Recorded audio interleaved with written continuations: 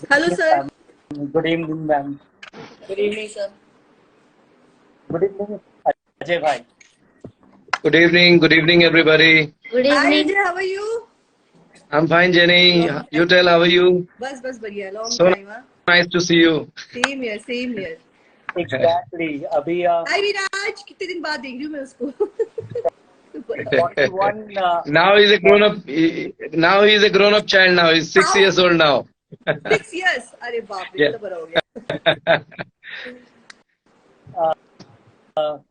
सबसे पहले मैं बता दूं, आज हमारे साथ जेनी मैम है और अजय भाई है। अजय भाई रॉबस्ट बॉडीज एक जिम है, उसके ओनर है। और जेनी मैम का खुद का बहुत कुछ है, मतलब बता पाना मुश्किल है कि क्या क्या है। खुद के प्रोडक्ट है, खुद सारे प्रोडक्ट का रिव्यू वगैरह। मैम जरा बताइए अपने बारे में सबसे पहले, जेनी मैम। तो बेसिकली मैं फाउंडर हूँ अनब्लॉक बाय जेनी. मेरा क्लोथिंग ब्रांड है. अपार्ट फ्रॉम दैट मैं एक कंटेंट क्रिएटर हूँ और जो मेरा नीश है वो है curly hair care. I talk about curly and wavy hair. तो हेयर केयर के बारे में मेरा वो आई क्रिएट कंटेंट. और yes, I am a mother of 3 kids. This is Jiyan. He is my elder son. He is almost 12 years old. और बस यही है. और क्या. अजय भाई जरा बताइए अपने बारे में। मैं पिछले 19-20 सालों से जिम चला रहा हूँ. बहुत लोगों को फिटनेस के बारे में समझा रहा हूँ, लोगों को फिट कर रहा हूँ, हेल्दी रहने के टिप्स देता हूँ, पर्सनल ट्रेनिंग देता हूँ, खुद भी वर्कआउट करता हूँ. And I am a father of 2 kids, father of 2 very naughty kids. Actually both are boys, so it's really difficult parenting. आज के जमाने में Yeah. शरारती है। जी. क्वेश्चन और आंसर सेशन स्टार्ट करते हैं. Right. सबसे पहला क्वेश्चन मेरा जेनी मैम से. जेनी मैम, आप अपने बच्चे को अभी कहाँ पे देखते हैं? मतलब किस जगह पे आपके बच्चे स्टैंड करते हैं? खासकर हम लोग जियान की बात कर रहे हैं, और कहाँ पे देखना चाहते हैं एज ए पेरेंट्स. सभी पेरेंट्स का इच्छा होता है कि उनके जो बच्चे हैं बहुत राइज करे, बहुत ग्रो करे, बहुत जाए आगे. लेकिन अपार्ट फ्रॉम द एकेडमिक्स, उसके अलावा कौन कौन से वो क्षेत्र है जहाँ पे बच्चे को फोकस करना चाहिए? मेरा जो एक्सपीरियंस है, सिंस मेरे 3 बच्चे, तीनों अलग अलग बच्चे, अलग कैरेक्टरिस्टिक, अलग नेचर. सो तीनों का तरीका, मतलब मेरा माय पेरेंटिंग टेक्निक तीनों बच्चों के लिए अलग अलग है. जियान के साथ क्या है, जियान आप कैमरा में आ जाओ. जियान के साथ क्या है कि अभी जियान का जो एज है 12 years, प्री टीन्स. और मुझे ऐसा लगता है कि जो हमारे टाइम पे था, हम जब 16-17 साल के थे, हमारा जो वो फेज था, आज के डेट में 10 से लेकर 12 साल के बच्चों का वो फेज होता है. चीजें बहुत जल्दी चेंज हो जाती है. सो एज अ पेरेंट मैंने कभी भी एकेडमिक्स को इम्पोर्टेंस दिया नहीं. वो आपको भी सर काफी सालों से पता है. मी एंड माई हस्बैंड, हम लोग एकेडमिक्स दे आर इम्पोर्टेंट, पर मुझे ऐसा लगता है कि जब तक बच्चा पढ़ाई से बाहर लाइफ में और कुछ ना सीख पाए, वो मुझे नहीं लगता वो कुछ लाइफ में खास कर पाएगा. Mainly sports and arts. Jiyan का था कि वो बहुत ही कम एज से ही हैज दैट इंटरेस्ट. वो आपके पास 3 साल के एज से था. वो कराटे 3 साल की एज से कराटे स्टार्ट किया. इनफैक्ट वो अजय सर के जिम में भी गया हुआ है. वहां पे भी उसने काफी दिनों तक ट्रेनिंग भी ली हुई है. तो आज की डेट में मैं जियान को जो देखती हूँ, जियान बहुत ही क्रिएटिव है और वो बहुत कुछ करना चाहता है. He has that energy. तो मैं उसको बहुत फ्रीडम देती हूँ सब कुछ ट्राई करने के लिए. अभी उसको अचानक से सपना आया कि मुझे गिटार सीखना है. मैंने गिटार टीचर रखा हुआ है. वो अचानक से उसको सपना है कि मुझे क्रिकेट खेलना है. तो लॉकडाउन के टाइम पे हमने घर के ऊपर एक नेट वेट अरेंज करके एक ट्रेनर घर पे आया और छत पे उसको क्रिकेट की ट्रेनिंग की. ठीक ठाक अच्छा करता है क्रिकेट ये. लेकिन जो मुझे लगता है कि उसका जो मेन जो फोटे है वो आर्ट में है, वो उसका कहीं ना कहीं है, क्योंकि जब वो खाली बैठा हुआ रहता है, आज के तो बिजी है, लेकिन जब वो खाली बैठा हुआ रहता है तो वो कुछ ना कुछ स्क्रिबल करते रहता है, तो वी शोज कि he has that interest in art, और इसलिए मैं उसको आर्ट में भी बहुत ज्यादा हाँ मैं ज्यादा पुश नहीं करती, वो खुद से मतलब है उसके अंदर वो चीज है। तो आज की डेट में मैं जो स्टैंड करती हूँ, I am letting Jiyan explore everything he wants. अभी टाइम है इसके बाद, बिकॉज जो सच्चाई है, जैसी वो क्लास 10th में आएगा, पढ़ाई का प्रेशर बढ़ जाएगा, उस टाइम फोकस एकेडमी में जाने, अभी उसके पास टाइम है, तो वो सब कुछ एक्सप्लोर कर रहा है। उसके बाद ही विल रियलाइज कि हाँ उसका क्या सबसे बेस्ट पॉसिबल अपॉर्चुनिटी है, और शायद उसको ग्रैब कर ले। तो हाँ, तो अभी है कि let him do whatever he wants to do. पढ़ाई भी एक है पार्ट है, लेकिन उतना इम्पोर्टेंट पार्ट आज की डेट में नहीं है जितना उसका बाकी एक्स्ट्रा करिकुलर एक्टिविटीज है, ताकि वो सोशलाइज कर पाए, नेटवर्क कर पाए, और ज्यादा से ज्यादा दोस्त बना पाए, यू नो, सो दैट उसका और ज्यादा एक्सपोजर हो और एक्सपीरियंस हो। नेक्स्ट क्वेश्चन है मेरा अजय भाई से। जी सर। सभी जानते हैं कि आपने स्क्रैच से स्टार्ट किया है, एकदम सब कुछ आपने एकदम मतलब क्रिएट किया है फ्रॉम 0 to नाउ, ठीक है। आपने बहुत अप्स एंड डाउन्स देखे हैं लाइफ में, फेस किया है सारे चैलेंजेस को, और उससे बाहर भी आप आए हैं। आप बीइंग अ ट्रेनर और एज ए पेरेंट्स, आप बच्चों के लिए क्या चीज देखते हैं? एज ए फिटनेस ट्रेनर तो मैं यही चाहूंगा कि हर पेरेंट्स पढ़ाई के साथ साथ अपने बच्चों की फिटनेस पे बहुत ध्यान दे। स्पेशली जो मैं आजकल नोटिस कर रहा हूँ, पेरेंट्स के दिमाग में ज्यादातर ये रहता है जब भी वो आउटिंग के लिए जाते हैं कि अभी बच्चा छोटा है, अभी ये कुछ भी खा सकता है, अभी बच्चे को खाने दो।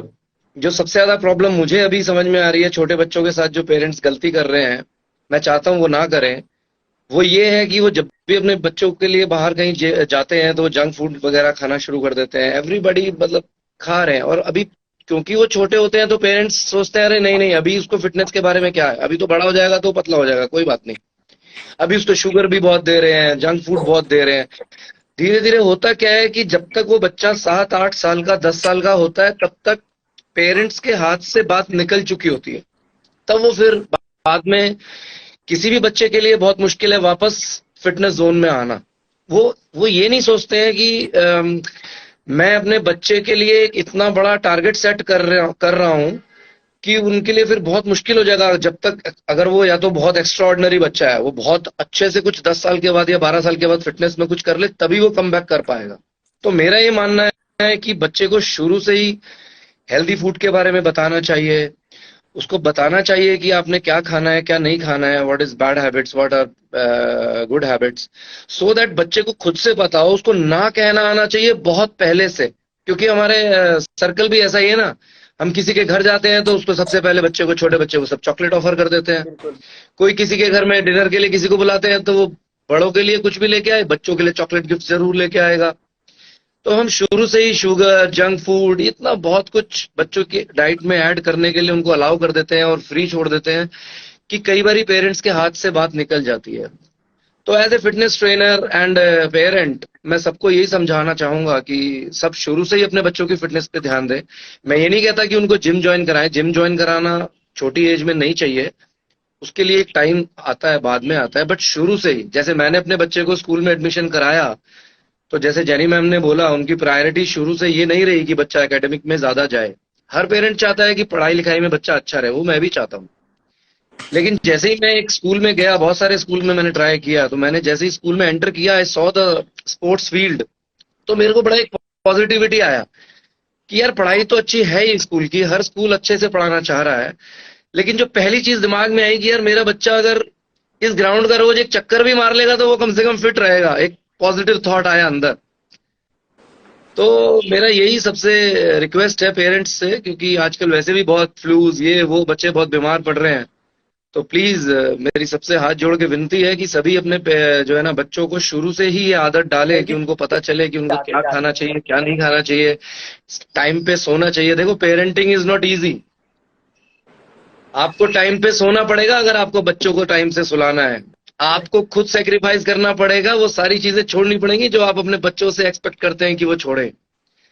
तो एक एग्जाम्पल सेट करें अपने बच्चों के सामने, अपने बच्चों को अच्छा बुरा बताएं, फिटनेस की इंपॉर्टेंस समझाएं, सो दैट वो अपने दोस्तों को भी स्कूल में जब टिफिन खुलता है, ये मेरा बेटा मुझे आके बताता है, आज मेरा दोस्त है, इसका बेस्ट फ्रेंड है उमर, इसकी क्लास में, तो वो भाई साहब चिकन लाते हैं इनके लिए, और ये भाई साहब हमारा जो है ना देसी खाना लेके जाते हैं उनके लिए। तो इट्स सो नाइस, ये उनको बताते हैं यार चिकन में प्रोटीन होता है। तो ये ऑलरेडी नोज। तो बस यही मेरा है कि सभी पेरेंट्स अपने बच्चों की और खुद का भी फिटनेस का ध्यान रखें। बिल्कुल जी बिल्कुल बिल्कुल, बहुत बहुत ही अच्छा बताया आपने एज ए पेरेंट्स कैसे बच्चों का ख्याल रखना है। जी। जेनी मैम, आप अपने बच्चे को कैसे सपोर्ट करते हैं हर एक काम में?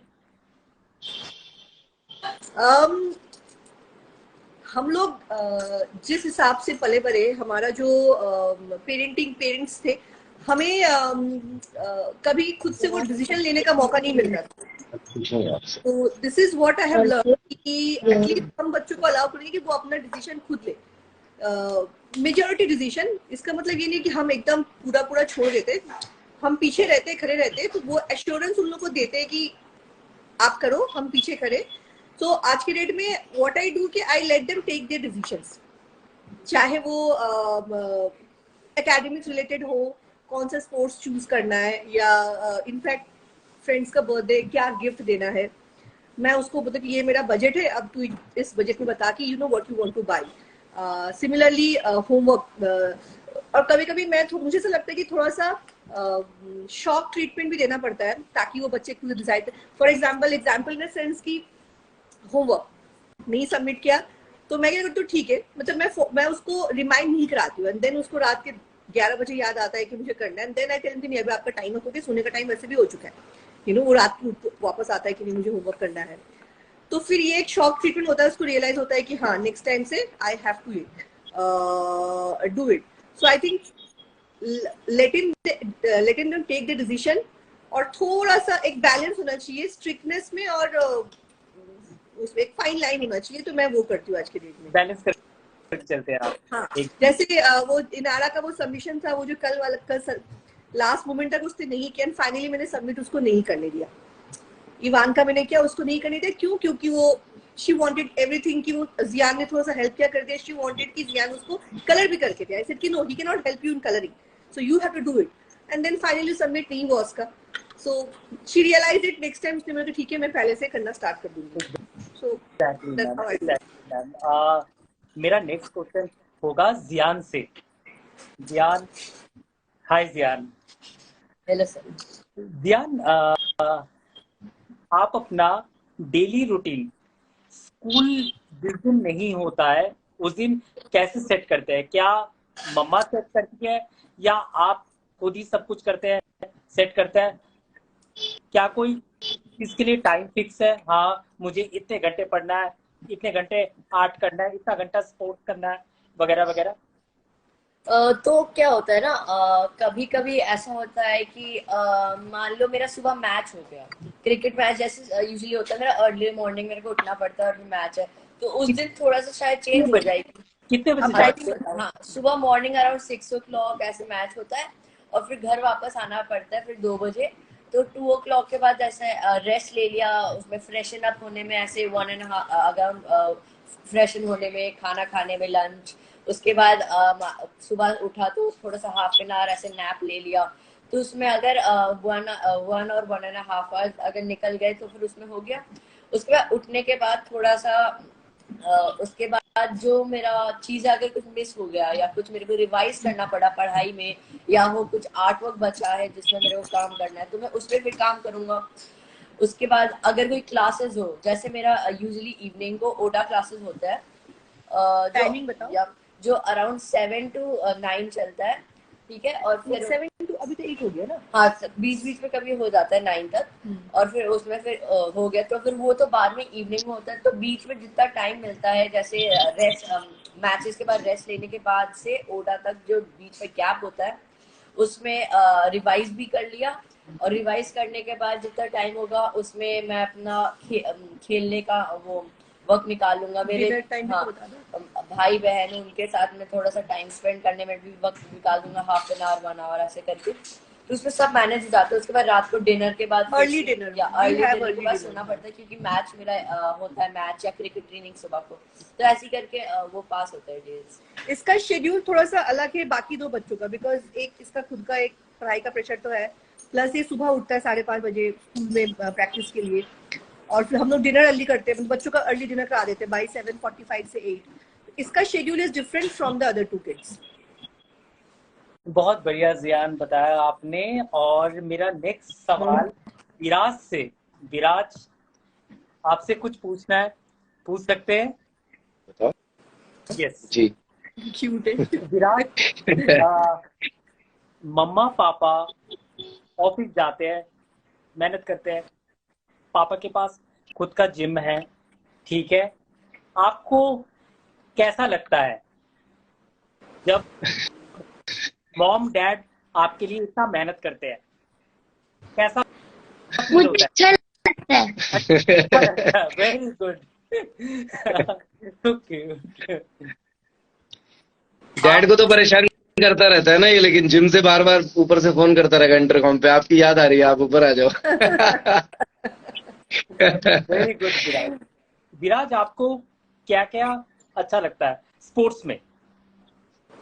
क्रिकेट, और फुटबॉल, और ये 2 ही स्पोर्ट खेल रहा है अभी, and let me tell you, he is having a very unique ability. He badminton. he bowls with the left hand Wow. and bat with the right hand. अरे वाह, So it's a very unique thing with him, and he can throw the ball with both the hands with equally force. अरे वाह। सब्यसाची का नाम आपने सुना है? सब्यसाची, हाँ जी। सब्यसाची, Yes. सब्यसाची अर्जुन के एक और नाम थे, अर्जुन के एक और नाम थे जो दोनों हाथों से तीर चलाना जानते थे।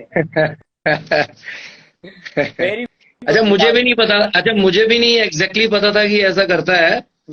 स्कूल में एक बार पीटीएम में इसके पीटीआई टीचर ने मुझे बताया कि he is a very rare talent, and even his opponents get confused that ये क्या करने वाला है कौन से हाथ से। तो वाह, so he can play with both the hands. good wishes to him. Thank you sir. Thank you.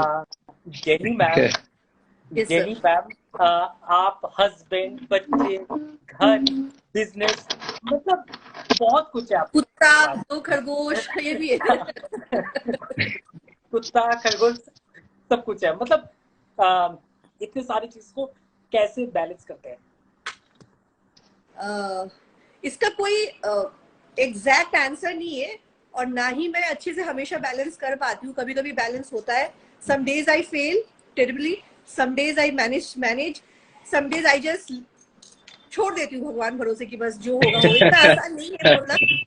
तो मैं ये नहीं बोलूँगी हाँ बैलेंस हो जाता है, और मैं ये भी नहीं बोलूंगी कि मैं बैलेंस नहीं कर पा रही हूँ, बिकॉज ऑप्शन भी नहीं है मेरे पास, तो अल्टीमेटली करना पड़ता है। बट हाँ, मेरा सपोर्ट फंक्शन बहुत स्ट्रांग है। My husband is very very very equal part of the ये, चाहे वो taking care of the kids. For example सुबह जो होता है, सुबह का मॉर्निंग ड्यूटी, तीनों बच्चों को उठा के नहला के स्कूल भेजना, that is what my husband does. I don't do it. Okay, इधर आई गो, मैं डांस क्लास के लिए जाती हूँ या मैं सोती हूँ। सो मुझे लगता है कि अकेले मेरे लिए शायद पॉसिबल नहीं होता। अगर प्लस मेरे सपोर्ट फंक्शन है, मेरे घर पे स्टाफ है, वो लोग भी मेरे बच्चों को बहुत प्यार करते हैं, तो वो लोग भी काफी सपोर्टिव है। और नाउ दैट 1 साल से मैं ऑफिस जा रही हूँ, तो मेरे बच्चों को मेरे पीछे वो लोग देखते हैं। बट हो जाता है, ऐसा नहीं है कि और मुझे ऐसा लगता है ना कि लॉकडाउन में एक प्लस पॉइंट हुआ कि मेरे तीनों बच्चे they have become very independent. They are anyways very independent. I mean, आपने देखा होगा मैं डांटती रहती हूँ, चिल्लाती रहती हूँ, लेकिन ये बात सच है कि ऑल माई 3 किड्स ना, दे आर वेरी रिस्पॉन्सिबल। तो मेरे एब्सेंस में भी वो लोग अच्छे से मैनेज कर लेते हैं। ये लड़का जियान जो है, ये एज अ बिग ब्रदर बहुत अच्छे से हैंडल करता है दोनों सो हाँ, दोनों छोटों को हैंडल करता है। या हम फॉर एग्जांपल हम किसी रिजॉर्ट में गए, किसी होटल में गए वेकेशन के लिए, बच्चों को वॉशरूम ले जाना, वॉशरूम से ले आना, ड्रेस चेंज कराना, सब कुछ जियान बहुत अच्छे से करता है। और एक और बात है कि सिंस मेरे 3 बच्चे हैं और तीनों का एज गैप ज्यादा नहीं है, इट्स लाइक 12, 9 एंड 8 ऑलमोस्ट, अपने में ये लोग बिजी रहते, उतना मुझे परेशान नहीं करते कि नो मम्मा मम्मा या ऐसा कुछ नहीं, अपने में बिजी रहते, तो शायद इसीलिए बैलेंस हो जाता। अगर ये लोग बहुत छोटे होते, सो लेट्स से 3 साल 2 साल या 1 साल, तब शायद डिफिकल्ट होता। लेकिन आज के डेट में they are very independent, number 1, they play among themselves, अपने में झगड़ा भी करते हैं, वो अपने आप में मतलब वो लोग मतलब मिलजुल के रहते हैं। Even if they fight, they resolve the fight within themselves, we don't involve most of the time. और दे कैन टेक शावर, खाना खाना। And the best part is की, और मेरे तीनों बच्चों की एक अच्छी बात ये है कि अगर कोई होमवर्क या कोई टास्क होता है, वो मुझे नहीं पता होता, वो लोग अपने से कर लेते, इसलिए नहीं करते कि मुझे खुश करने के लिए, इसलिए करते कि अगर वो जल्दी से कर लेंगे तो उनको बाद में मोबाइल मिलेगा या टीवी मिलेगा। तो चलो कोई भी उन लोग का मकसद हो, लेकिन they do it on their own. तो आई थिंक दैट्स व्हाई मैं बैलेंस कर पा रही हूँ। बिल्कुल मैम, बिल्कुल बिल्कुल। मेरा नेक्स्ट क्वेश्चन है अजय भाई से। अजय जी। भाई, आपने इतने बच्चों को अब तक सिखाया, लास्ट 20-25 साल से आप अपने लाइन में हैं, तो एक बच्चे को सिखाने में मेन चैलेंजेस क्या रही है? देखो, मेरे पास एक्चुअली बहुत सारे डिफरेंट एजेस के बच्चे आते हैं, school going, college going, office goings को भी मैं बच्चा ही कहूंगा। तो डिफरेंट डिफरेंट चैलेंजेस हैं विद डिफरेंट एज ग्रुप्स। सबसे ज्यादा, क्योंकि आज हम बच्चों के बारे में बात कर रहे हैं, तो मैं छोटे बच्चों के बारे में ही बताना पसंद करूंगा। छोटे बच्चों को जो सबसे ज्यादा मेरे सामने आज की डेट में चैलेंजेस आ रहे हैं, वो यही आ रहे हैं कि बच्चे बहुत इम्पेशेंट हैं और दे लैक डिसिप्लिन। सबसे ज्यादा जो मुझे प्रॉब्लम आ रही है वो ये आ रही है कि बच्चे टाइम से सोते नहीं है। Phone is the big culprit actually. बिल्कुल बिल्कुल। तो मेरा ये रिक्वेस्ट है सभी पेरेंट्स से कि बच्चों को बहुत जल्दी फोन हैंडओवर नहीं करना चाहिए। बिल्कुल बिल्कुल बिल्कुल। तो क्योंकि मैं देखता हूँ, पहले मैं आपको बताऊं, मैं सुबह 5 बजे पहले जिम खोला करता था, तो 5 बजे भी बच्चे आ जाते थे। अभी पिछले 4-5 सालों से, जब से ये अपना इंटरनेट की दुनिया बहुत हम लोगों की दुनिया पे हावी हुई है, तब से बच्चे ऑनलाइन रहते हैं बहुत देर तक रात को। अब आप यकीन नहीं मानेंगे, मेरे को अपना टाइम शिफ्ट करके 6 बजे का करना पड़ गया सुबह, और अभी भी 6 बजे कोई नहीं आता है, 7 बजे के बाद लोग आना शुरू होते हैं। तो जो सबसे बड़ा चैलेंज मुझे आ रहा है बच्चों को ट्रेन करने में, वो यही आ रहा है कि उनका जो लिविंग स्टाइल है ना, वो बहुत चेंज हो गया है। स्लीप प्रॉपर नहीं मिल पा रही है, 8 आवर स्लीप बच्चे नहीं ले रहे हैं, वो फिर फिटनेस पे भी ध्यान अच्छे से नहीं दे पा रहे हैं, उनका पढ़ाई भी लैग कर रहा है, उनको ये समझ में नहीं आ रहा है if they are in front of screen for such a long time, I sight weak हो रही है। तो मेरा यही कंसर्न सबसे ज्यादा है। और सबसे बड़ी बात, जब वो ट्रेनिंग करते हैं तो मेरी बात सुनने के बाद वो मुझे काउंटर क्वेश्चन करते हैं, क्योंकि इंस्टाग्राम पे उन्होंने कुछ ऐसी रील्स देखी होती हैं जो मेरी समझ से बाहर हैं एज ए ट्रेनर। तो जो लोग बहुत ही क्योंकि आजकल रील्स का बड़ा ट्रेंड है, तो जो लोग 2 महीने या 3 महीने भी जिम जाते हैं, वो बहुत सारा ज्ञान हमें देते हैं इंस्टाग्राम पे। तो उससे बच्चे बहुत जल्दी ना भटक जाते हैं अपने मकसद से। तो मैं यही चाहूंगा कि बच्चे थोड़ा डिसिप्लिन में आए, स्क्रीन का जितना कम से कम इस्तेमाल होना चाहिए उतना करें, सिर्फ अपनी पढ़ाई से रिलेटेड, अपनी क्लास में जो हो रहा है उससे रिलेटेड जो उनका उससे वो फायदा उठा सकते हैं, वो उतना ही काम करें उसके सामने। टाइम से सोएं, और फिटनेस के लिए वो कुछ भी कर रहे हैं, चाहे वो किसी स्पोर्ट्स को फॉलो कर रहे हैं या किसी जिम में जा रहे हैं, तो एक्सपीरियंस्ड ट्रेनर्स को और एक्सपीरियंस्ड कोचेस को पकड़ें और उन्हीं के ऊपर बिलीव करें। ये नहीं कि इंस्टाग्राम पे किसी की रील देख ली, reels are not real actually. तो बहुत सारे लोग सिर्फ अपना झूठा फेम पाने के लिए बहुत सारी कुछ भी हवा में चला रहे हैं।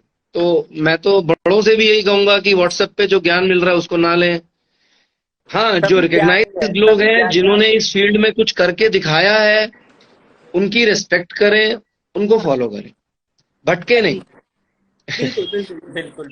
तो फिर आजकल के बच्चे बहुत तेज हैं, ठीक है ना। जो चीजें मैं फोन में अपने अभी तक नहीं कर पाता हूँ, मेरे 6 साल का बच्चा, मेरा दूसरा बेटा 3 साल का है, वो मुझे कई बार ही सिखाता है, पापा ऐसे करते हैं, आपको तो यार इतना भी नहीं मालूम है, मेरे को और बोल और देता है सामने से। तो बच्चों पे अगर आज की डेट में थोड़ा सा भी हम डिसिप्लिन लेके आ जाएंगे तो दे कैन डू वंडर्स, बहुत अच्छा कुछ कर सकते हैं इस Yeah, आजकल की जनरेशन के बच्चे। Ajay, I agree with Ajay, because मेरा बेटा 12 साल का है और इसके क्लास जी में सारे लड़कों का ना फोन है।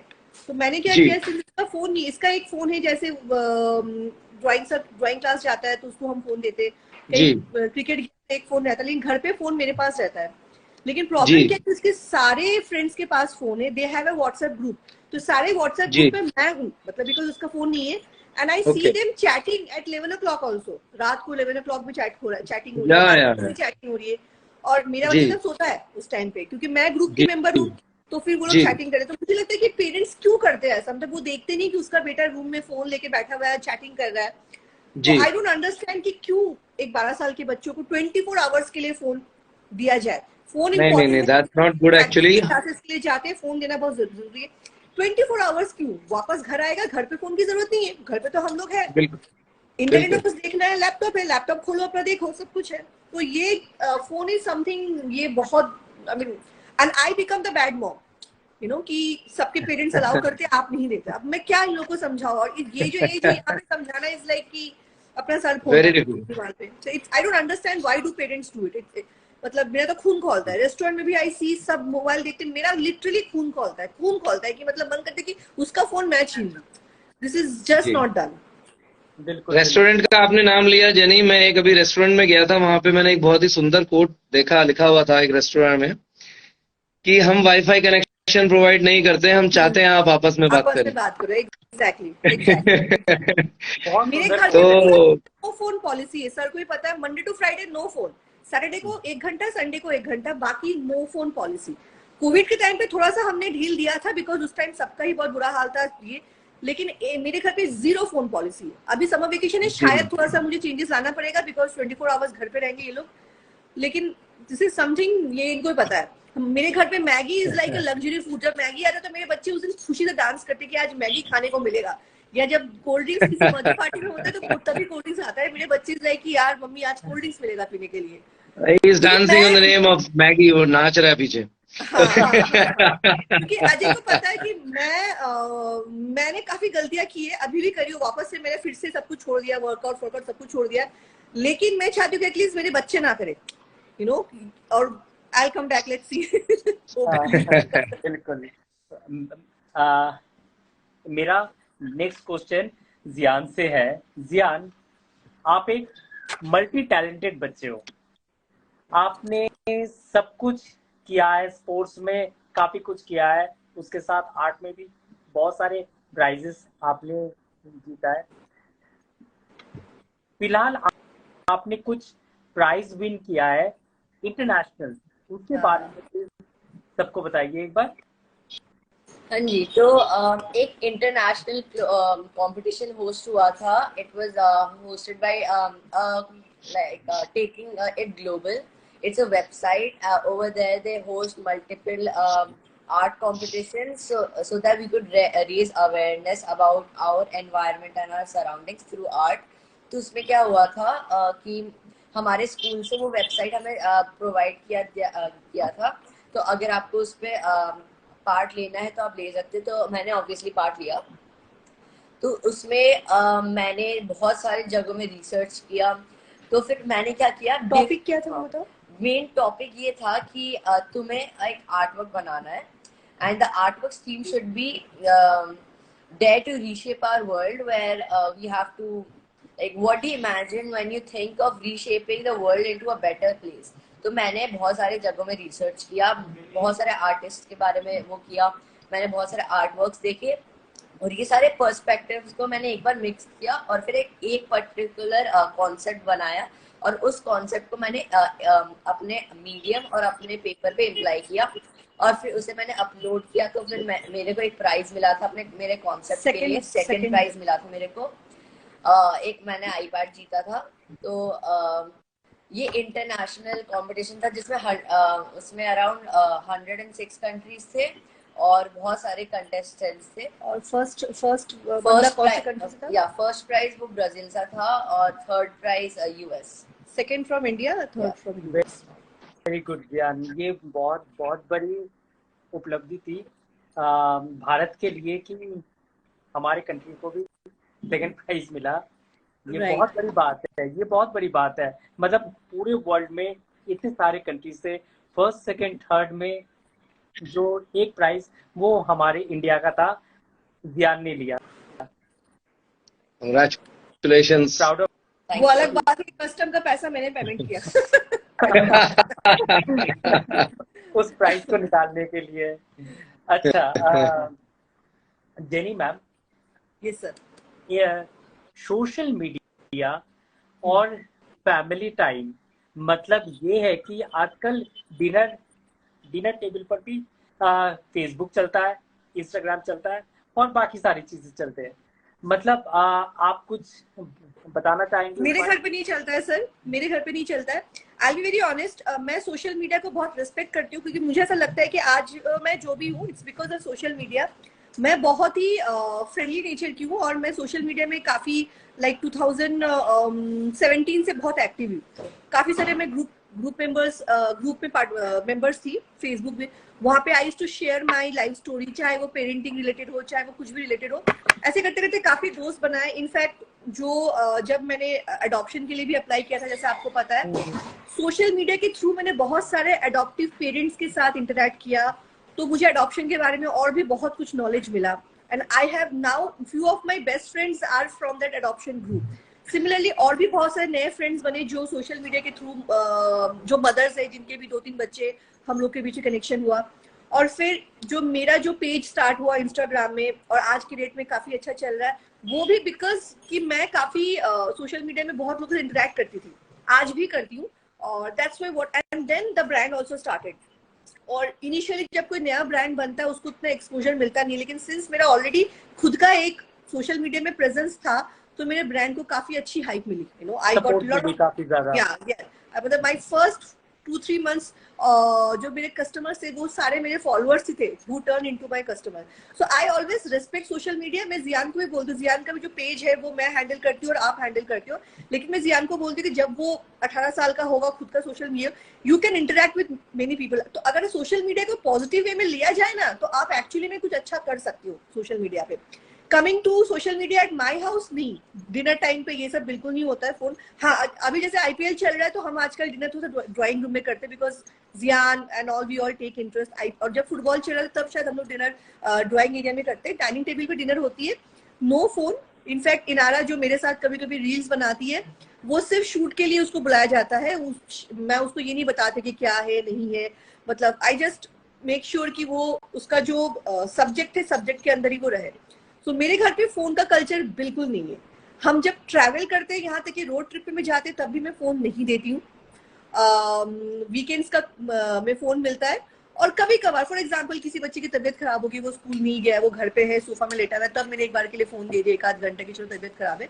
मतलब आई use phone as per my own comfort and not ये। तो ये है सिस्टम और बस। मैम विराज आपसे एक सवाल पूछना है, आपसे क्वेश्चन पूछना है। आप किसको रोल मॉडल मानते हो?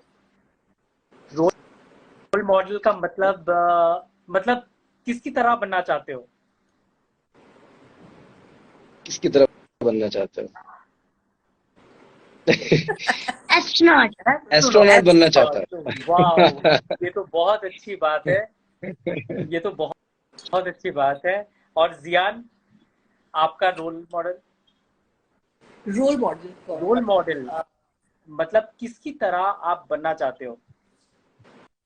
वैसे तो ऐसे बहुत सारे लोग हैं, जैसे मैं एक्चुअली ना बहुत सारे लोगों की क्वालिटीज चाहता हूँ। जैसे मैं पापा की भी कुछ क्वालिटीज चाहता हूँ, जैसे he likes helping others, he cares, वो एक मतलब सबके प्रॉब्लम समझते हैं।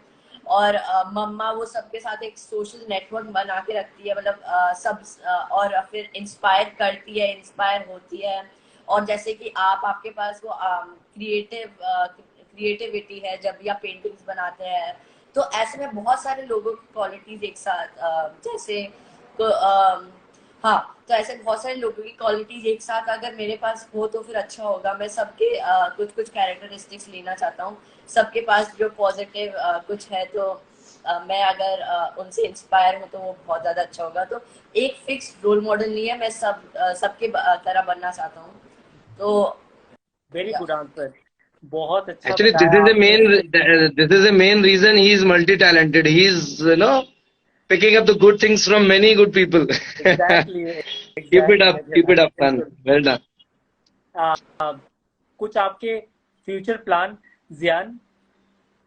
जैसे मैं इंटरनेशनल मतलब इंटरनेशनल लेवल में कुछ करना चाहता हूँ। मैं पढ़ाई करना चाहता हूँ और मतलब फॉरेन कंट्रीज में पढ़ाई करना चाहता हूँ। किस लाइन पे, हाँ, वो तो बताओ। जैसे मैंने अभी रिसर्च किया था कुछ आर्किटेक्चर के मतलब कोर्स जहाँ पर अच्छा मिले। मैं आर्किटेक्चर के साथ में वो थोड़ा सा कंटिन्यू करना चाहता हूँ।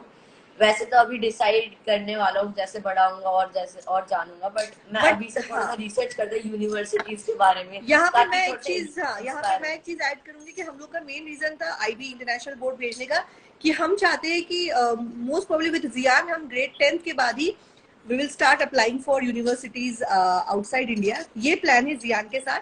प्लान तो ये है, मैंने उसको ये बेस हमने क्रिएट किया हुआ है, बाकी यू नेवर नो, कुछ भी हो सकता है। बट उसका आर्किटेक्ट में इंटरेस्ट है, और हम अभी से रिसर्च करना हमने स्टार्ट कर दिया कौन कौन सी यूनिवर्सिटीज में क्या क्या फैसिलिटीज है। अगर है तो फिर हम उसको 10th के बाद ही भेज देंगे, अगर नहीं तो फिर 12th के बाद। तो ये अभी तक हमारा प्लान है। He is also equally interested. बाकी यू नेवर नो, कुछ भी हो सकता है। बिल्कुल बिल्कुल बिल्कुल मैम, अच्छा चीज बताया आपने। अच्छा अजय भाई, जी। एक फादर का रोल एक मदर से कितना डिफरेंट है? सच बोलूं तो आजकल बराबर ही है। फादर को भी इक्वली पार्टिसिपेट करना पड़ता है पेरेंटिंग में, बट हाँ, कुछ चीजें ऐसी हैं कि father can be more strict sometimes, तो नॉट जो कि इवन मदर लाइक क्योंकि बहुत। हाँ जी। मेरे केस में नहीं है, फादर तो एकदम ही मतलब प्लेटफॉर्म। लेकिन फिर भी मुझे ऐसा लगता है कि दोनों पेरेंट्स में एक पेरेंट्स को थोड़ा स्ट्रिक्ट भी होना चाहिए, क्योंकि बच्चा उससे शायद थोड़ा डिसिप्लिन में रहता है। हमारे फादर के टाइम की बात अलग है। हमारे फादर तो पेरेंट्स टीचर मीटिंग में भी जाते थे तो मैं ऐसे करके दिखता था, मेरे पापा तो सीधा बोल देते थे, अरे ठोको साले को। तो because he was a cop, तो उनको वही सब आता था। लेकिन नाउ डेज हम लोग ये सब नहीं कर सकते, हम लोग ये सब बोल भी नहीं सकते। हमें अपने एक्सप्रेशंस से ही स्ट्रिक्ट रहना पड़ेगा। तो मुझे ऐसा लगता है कि मेरी वाइफ ज्यादातर बहुत टाइम स्पेंड करती है बच्चों के साथ, क्योंकि कोविड में वो वर्क फ्रॉम होम था 3 साल, तो ये लोग बहुत बहुत ही ज्यादा अटैच हो गए अपनी मम्मा से। तो हर चीज के लिए they are dependent on mother, और उससे नॉटी भी बहुत हो जाता है बच्चा। तो बीइंग ए फादर मुझे थोड़ा सा स्ट्रिक्ट रहना पड़ता है, क्योंकि बच्चा नहीं तो फिर डिसिप्लिन में नहीं रहेगा। बिल्कुल बिल्कुल अजय भाई, शायद नेट का कोई कनेक्शन चला गया उनका, जो भी हो। Ma'am is back. सॉरी, कुछ इंटरनेट का इशू हो गया था तो मैं बाहर चला गया था। हाँ जी हाँ जी हाँ जी हाँ जी हाँ जी। हाँ, तो मैं यही कह रहा था, बीइंग ए फादर मुझे थोड़ा सा नरम थोड़ा सा गरम दोनों तरह से बच्चों को संभालना पड़ता है। और मेरी वाइफ वर्किंग है, तो मुझे पूरा दिन थ्रू आउट द डे इनके डाइट का भी देखना पड़ता है, इनकी स्लीपिंग हैबिट के ऊपर भी मुझे ध्यान देना पड़ता है, क्योंकि मेरी वाइफ बहुत लेट आती है ऑफिस से, 11 o'clock नाइट। तो ऑलमोस्ट पूरा दिन मुझे ही देखना होता है बच्चों के साथ, मुझे ही स्पेंड करना पड़ता है, मुझे मेरा काम भी देखना होता है। तो मैं कोशिश करता हूँ कि मैं माँ की तरह उनको दोपहर को सुला भी सकूं, एक माँ की तरह उनको दोपहर को अच्छे से खाना खिला सकूं। फिर टाइम से वो पढ़ रहे हैं कि नहीं पढ़ रहे हैं, डिसिप्लिन में रह रहे हैं, तो वो सब बहुत देखना पड़ता है। तो मेरे लिए थोड़ा सा चैलेंजिंग होता है, वाइफ इज वर्किंग। अदरवाइज सब मैनेज हो जाता है, अगर आप अपने बच्चों को प्यार करते हैं और बहुत चाहते हैं कि आप अपने बच्चों को बिल्कुल अच्छे से बिल्कुल बड़ा करें, ग्रो करें। तो माँ और बाप दोनों का रोल अदा कर रहा हूँ, और करना भी चाहिए, हर पेरेंट्स को करना चाहिए। बिल्कुल बिल्कुल। जेनी सर मैम और यस।